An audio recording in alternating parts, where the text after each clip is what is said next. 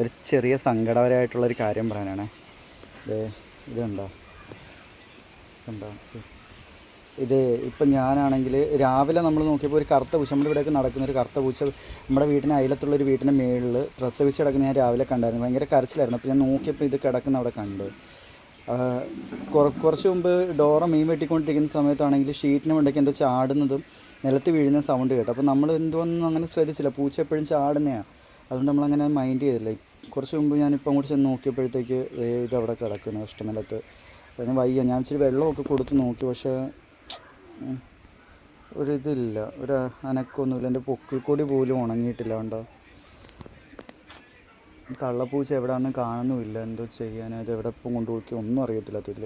വെള്ളമൊക്കെ ഞാൻ കൊടുത്തു നോക്കി, പക്ഷേ ഇങ്ങനെ കിടന്ന് വലിക്കുമോ ഇത് ചെയ്യുന്നത്, വേറൊന്നും ചെയ്യുന്നില്ല. ഞാൻ CPR ഒക്കെ കൊടുത്ത് നോക്കി, പക്ഷേ ഇന്നലെ കണ്ട് പ്രസവിച്ചേ ഉള്ളൂ കുഞ്ഞു. കഷ്ടം.